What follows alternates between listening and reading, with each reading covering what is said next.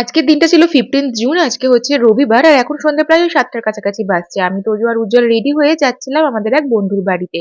আর আমাদের এই বন্ধুর বাড়ি কিন্তু আমাদেরই অ্যাপার্টমেন্টে, অন্য ব্লকে। তো সেজন্য পার্কিং দিয়ে চলে এসেছিলাম। বাইরে বেশ সুন্দর ঠান্ডা ঠান্ডা ওয়েদার। বেশ ভালোই লাগছে এই সময় ওয়েদারটা। আর তোজো তো ভীষণ খুশি ছিল যে ওর নিত্যার সাথে দেখা হবে। অনেকদিন পর ওদের বাড়িতে এসেছিলাম। প্রথমে এসেই তারা টিভি দেখতে স্টার্ট করেছিল। আর তারপরে দেখো এত কিছু খাবার দাবারের আয়োজন করেছে। এখানে চিলি পানির দিয়েছিল আর এতগুলো পানির খেয়ে তো পেট পুরো ভর্তি। তারপরে আবার কাপকেক বানিয়েছিল নিতু নিজের হাতে, যেটা ভীষণই টেস্টি হয়েছিল খেতে। বাচ্চারাও ভীষণ মজা করে খাচ্ছিল। তোজো আর নিতে অনেকক্ষণ খেলাধুলা করলো, ছোটাছুটি করে এদিক থেকে ওই দিক। আর তারপরে হচ্ছে আমাদের বাড়িও ফিরতে হবে তাড়াতাড়ি 9টার মধ্যে, কারণ নিত্যা আর তোজো দুজনেই একই স্কুলে পড়ে।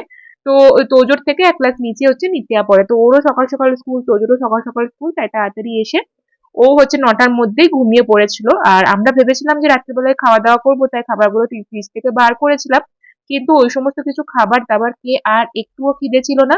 সেই জন্য ভাবলাম সমস্ত কিছু আবার ফ্রিজে ভরে দিই আর জল খেয়ে আজকে ঘুমিয়ে পড়ি। আর এই সময় যে তোজোর সাথে শুয়ে থাকি 1 ঘন্টা মতন কম্বল মুড়ি দিয়ে, তারপরে যেই বাইরে আসি এত ঠান্ডা লাগে, পুরো শিরশিরে হাওয়া দেয়। আর এই সময় দেখছি ব্যাঙ্গালোরে প্রচুর ঠান্ডা পড়ে গেছে, বাইরে বেরোলে মনে হচ্ছে একটা জ্যাকেট হলে তবেই ভালো হয়।